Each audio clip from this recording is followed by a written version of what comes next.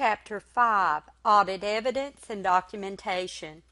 In performing financial statement audits, the auditors gather and evaluate audit evidence to form an opinion about whether the financial statements follow the appropriate criteria, usually generally accepted accounting principles. There is always a possibility called audit risk that the auditors will issue an unmodified or unqualified opinion on financial statements that contain a material departure from GAAP.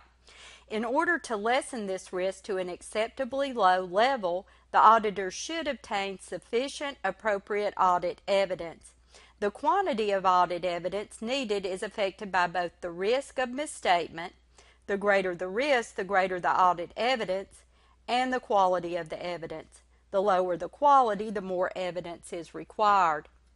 When management prepares the financial statements in conformity with the applicable financial reporting framework, certain assertions are made about the various accounts, transactions, and disclosures. Not every assertion applies to every account, transaction, or disclosure, and the assertions may be viewed as implicitly or explicitly stated. The auditor tests the relevant assertions made to determine if the financial statements were prepared in accordance with the applicable financial reporting framework. This chart shows the financial statement assertions that the Auditing Standards Board and international standards have identified as being relevant to the accounts, transactions, and disclosures. All assertions do not apply to every account, transaction, or disclosure in every category at all times. For example, the existence and completeness assertions may always be relevant to the cash account, but valuation is not unless currency translation is involved. In designing audit procedures, the auditors may use the assertions considered relevant in a condensed set, provided that all financial statement aspects of generally accepted accounting principles are covered. In other words, auditors may combine or summarize the assertions. Consistent with this approach, the text combines some assertions as are shown in this slide. These assertions will be discussed in greater detail in Chapter 6 and are used throughout the course. Financial statement assertions are important to auditors because they should consider audit risk at the assertion level for all significant account balances, transaction classes, and disclosures. Audit risk consists of two components. First is the risk of material misstatement of a relevant assertion related to an account balance, class of transaction, or disclosure. Second is the risk that the auditors will not detect such misstatement, also known as detection risk. The risk of material misstatement is made up of two components: inherent risk and control risk. Inherent risk is the possibility of material misstatement of an assertion before consideration of the client's internal controls. Control risk is the risk that a material misstatement could occur in a relevant assertion and not be prevented or detected on a timely basis by the client's internal controls. Detection risk is the only risk that the auditor can control, and it is the risk that the auditor's procedures will lead them to believe that a material misstatement does not exist when in fact one does. The audit risk formula helps to illustrate audit risk. AR stands for audit risk, IR for inherent risk, CR for control risk, and DR for detection risk. As we see, audit risk may be quantified. Auditing standards allow either a quantitative or non-quantitative approach in measuring audit risk. We can see by this formula that the overall audit risk is a function of the risk of each of the components, and by assessing each of the components, the auditor can determine the overall audit risk. It is important to realize that the model expresses general relationships. This is not necessarily intended to be a mathematical model to precisely consider the factors that influence audit risk in actual audit situations. This diagram illustrates the risk of the audit. At the top of the figure, we see the risk of material misstatement, which is a function of the inherent risk and control risk of the individual client. The inherent risk and control risk cannot be controlled by the auditor. The inherent risk shown by the bag of sand is the risk that misstatements are likely to occur in the client's financial statements. This sand is then filtered through the client's internal control system. The control risk is the risk that the client's internal controls will not prevent or detect the misstatements. Those misstatements will continue on and can only be detected by the auditor. The sand is then filtered through the auditor's procedures. At the very end of the diagram, we see that there is still some sand left, which is the risk that misstatements will even go undetected by the auditors. However, this risk should be at an acceptably low level after the audit is completed. Inherent risk relates to either the nature of the client and its environment or the nature of the particular financial statement element. Business characteristics of the client and its environment that are indicative of high inherent risk can include inconsistent profitability of the client as compared to other firms in the industry, operating results that are highly sensitive to economic factors, going concern problems, large known and likely misstatements detected in prior audits, and substantial turnover, questionable reputation, or inadequate accounting skills of management. These factors are also important in evaluating whether to even accept an engagement for audit. Inherent risk also varies by the nature of the account. Some assertions themselves are associated with high inherent risk and involve difficult to audit transactions or balances, complex calculations, difficult accounting issues, significant judgment by management, and valuations that vary significantly based on economic factors. In assessing inherent risk, it is often useful to segregate transactions into three types: routine, non-routine, and estimation. Routine transactions involve recurring financial statement activities recorded in the accounting records in the normal course of business. Examples include sales, purchases, cash disbursements, etc. These transactions have a low inherent risk. Non-routine transactions involve activities that occur only periodically, such as the taking of physical inventories, calculating depreciation expense, etc. Inherent risk may be high for non-recurring transactions because they are not part of the normal flow of transactions and may require specialized skills to perform them correctly. Estimation transactions are the activities that create accounting estimates. These activities have high inherent risk because they involve management judgments or assumptions. Audit evidence is all the information used by the auditors in arriving at the conclusion on which the audit opinion is based. It includes the information contained in the accounting records underlying the financial statements and other information. Audit evidence must be both sufficient and appropriate. Sufficiency is a measure of the quantity of audit evidence obtained. Quantity needed is affected by the risk of misstatement and the reliability of the evidence. Appropriateness is the measure of the quality of the audit evidence. Relevance relates to the assertion being addressed. Reliability of evidence is dependent on the circumstances in which the evidence is obtained. Evidence is ordinarily more reliable when it is obtained from knowledgeable, independent sources outside the client company, generated internally through a system of effective internal controls, obtained directly by the auditors rather than indirectly or by inference, documented in form, paper or electronic rather than oral, and provided by original documents rather than photocopies or facsimiles. Risk assessment procedures are designated to obtain an understanding of the client and its environment, including its internal controls, to assess the risk of material misstatements. Tests of controls are designed to test the operating effectiveness of controls in preventing or detecting material misstatements, and substantive procedures are designed to detect material misstatements of relevant assertions. Substantive procedures include analytical procedures and test of details of account balances, transactions, and disclosures. The auditors perform a variety of audit procedures to obtain audit evidence. This slide lists many types of audit procedures. Perhaps the most widely used procedure is inspection of records and documents. Auditors evaluate documentation evidence for reliability in the event that documents are forged or created in their entirety by a dishonest employee. Generally, documentary evidence created outside the client organization and transmitted directly to the auditor is more reliable. Inquiry of knowledgeable persons and representation letters are also important procedures that auditors will use in a variety of circumstances. Specialists are used when it is necessary for the auditors to consult with experts as a means of gathering evidence.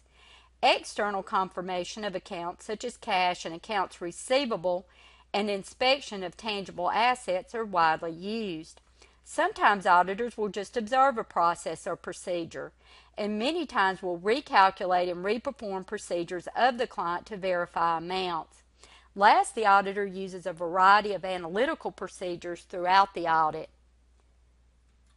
This slide lists the audit procedures and definitions as well as examples of how the procedures are used during the audit of various accounts, transactions, and disclosures. These audit procedures will be discussed in more detail throughout the text in relation to the audit of relevant assertions of the accounts, transactions, and disclosures studied. Substantive procedures include analytical procedures and tests of details. These tests are part of the auditor's further audit procedures because their nature, timing, and extent are based on the results of the risk assessment procedures. Analytical procedures are based on data interrelationships and consist mostly of comparisons of financial information, but also non-financial data. Tests of details include tests of account balances, classes of transactions, and disclosures. One may change the scope of audit procedures by changing their nature, timing, and extent.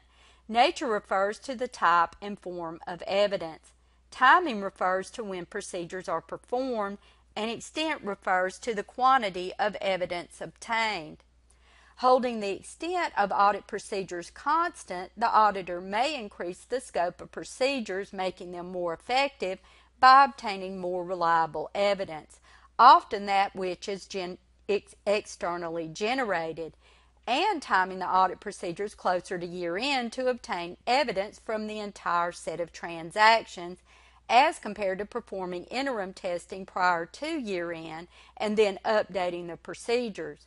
For example, if the auditors want to increase the assurance obtained related to the existence of accounts receivable, they could decide to directly test the ending balance by confirming the accounts rather than relying upon the inspection of internal documents. Holding other factors such as the nature and timing of procedures constant, the greater the risk of material misstatement, the greater the needed extent of substantive procedures. The main way to increase the extent of audit procedures is to examine more items. Audits do involve the use of sampling procedures, but sample size should reduce detection risk so as to restrict audit risk to a low level. Audits are to be efficient, but they must also be effective. The auditing standards require that analytical procedures are to be used in the risk assessment stage, sometimes referred to as the planning stage, and in the final review of the audit. The auditors also may decide to use them during the audit as substantive procedures to provide evidence of reasonableness for the specific account balances.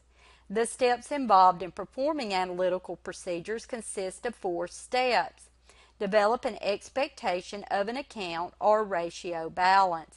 Determine the amount of difference from the expectation that can be accepted without investigation. Compare the company's account or ratio balance with the expectation and investigate and evaluate significant differences from the expectation. A variety of types of information are available to auditors to develop expectations for analytical procedures, including financial information from prior periods, anticipated results such as budgets and forecasts, relationship among elements of financial information within a period, industry averages, and relationships between financial information and relevant non-financial data. Auditors develop expectations using a number of different techniques. Trend analysis involves the review of changes in an account balance over time. An example would be to review the client's sales for the past 3 years, revealing a consistent growth rate of about 7%, which would assist the auditors in developing an expectation for sales in the current year. Ratio analysis involves comparisons of relationship between two or more financial statement accounts or comparisons of account balances to non-financial data. Traditional financial ratios such as liquidity, leverage, profitability, and activity ratios can be used to develop expectations. There are basic approaches to ratio analysis. Horizontal analysis reviews ratios over time, and cross-sectional analysis involves comparison with similar firms at a point in time, often comparing the client's ratios to industry averages. The development of common-size financial statements is also known as vertical analysis and analyzes relationships within the same period. Other methods that may be used include regression analysis, which involves the use of statistical models to quantify the auditor's expectation about a financial statement amount or ratio. For example, the auditor could develop an expectation about the client's sales for this year with a model that uses the amount spent on advertising, the square footage of selling space, and personal disposable income. A reasonableness test is similar to regression analysis in that an explicit expectation is computed for the financial statement amount using financial or non-financial data. This chart lists examples of analytical procedures that can be performed and how they can be used to identify possible misstatements in accounts and transactions. It is important to note that auditors must be careful in making comparisons of ratios between years because journal entries can sometimes have a less than obvious effect on ratios. Understanding the effects of entries on ratios can help the auditor in their investigation of the underlying cause of increases or decreases. Data analytics as used in businesses may be viewed as the examination of large data sets to uncover hidden patterns, unknown correlations, market trends, customer preferences, and other useful business information. Analytical procedures as traditionally performed by auditors may be viewed as a basic form of data analytics. Data analytical approaches may be very useful in the performance of risk assessment as they will allow the auditor to identify unusual relationships and trends that may be indicative of significant business or audit risk. In the area of test of controls, data analytics may allow for the testing of all of the transactions in the population rather than a sample. Data analytics can also improve the effectiveness and efficiency of the auditor's substantive procedures, for example, in a particular high-risk form of sale, by allowing a detailed analysis of sales data, related warranty work, and returns and allowances data.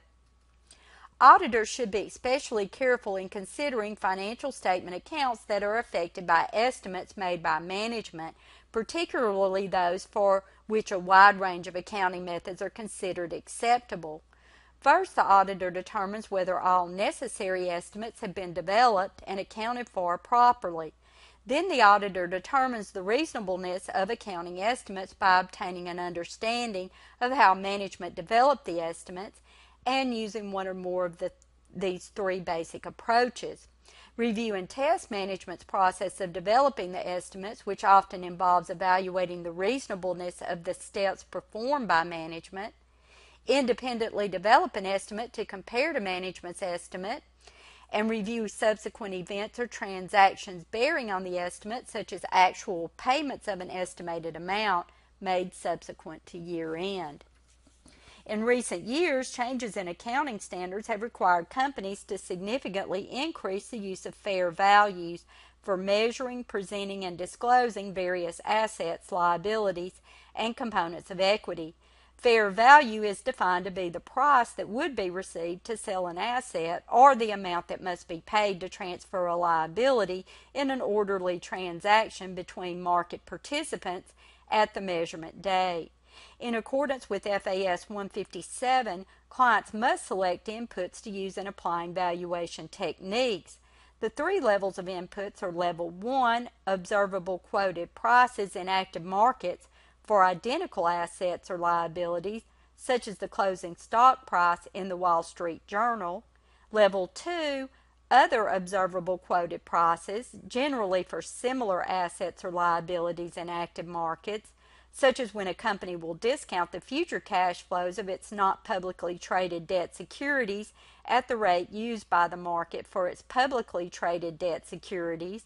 And Level 3, which are unobservable inputs for assets or liabilities, such as when a private company uses judgment to determine a proper rate to discount the future cash flows of its not publicly traded securities.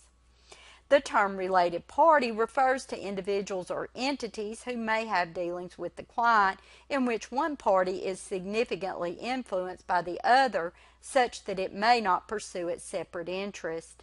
Disclosure of related party transactions should include the nature of the relationships, a description of the transactions, including dollar amounts, and amounts due to and from related parties, together with the terms and manner of settlement.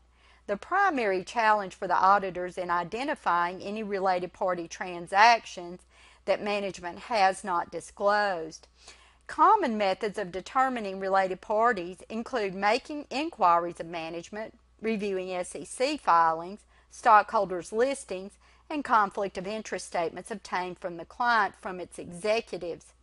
A list of related parties should be prepared at the beginning of the audit so that audit team members can be alert for transactions with these parties, as well as for any transactions with unusual terms that might be indicative of related party negotiations. Audit documentation, also known as working papers or work papers, is the record of the audit procedures performed, relevant audit evidence obtained, and the conclusions the auditors reach. The primary purpose of the documentation is to support the auditor's compliance with auditing standards and the auditor's opinion. Secondary functions include assisting both continuing audit team members and auditors new to the engagement in planning and performing the audit, assisting audit team members responsible for supervision and reviewing the quality of work performed, and demonstrating the accountability of team members for the work performed and assisting in internal firm quality control reviews, inspection or peer reviews, and successor auditors in performing their respective roles. Audit documentation should be sufficient to enable an experienced auditor to understand the work performed and the significant conclusions reached. The working papers should also demonstrate that the accounting records agree or reconcile to the financial statements being audited. Significant audit findings and actions taken to address them should be included, such as any test results that indicate that the financial statements may be materially misstated, any significant difficulties encountered in applying audit procedures, proposed audit adjustments, and findings that could result in a modification of the audit report. Finally, audit documentation should identify those who performed and reviewed the work and the related dates of performance. This is a list of the common types of working papers included in an audit. There are general categories into which most working papers are grouped: audit administrative working papers, working trial balance and lead schedules, adjusting entries and reclassification entries, supporting schedules, analysis, reconciliations, and computational working papers and corroborating documents. The auditors usually maintain 2 files of working papers for each client, a current file and a permanent file. The current files for every completed audit and a permanent file of relatively unchanging data. The auditor's report for a particular year is supported by the working papers contained in the current files. Many CPA firms have found it useful to organize the current files around the arrangement of the accounts in the client's financial statements. The permanent file serves 3 purposes: to refresh the auditor's memories on items applicable over a period of many years, to provide new staff members with a quick summary of the policies and organization of the client, and to preserve working papers on items that show relatively few or no changes. Much of the information contained in the permanent file is gathered during the course of the first audit of a client's records. This chart shows the organization of the current files. The administrative working papers usually begin the current files, including a draft of the financial statements and the auditor's report. These working papers are followed by the working trial balance and the adjusting and reclassification entries.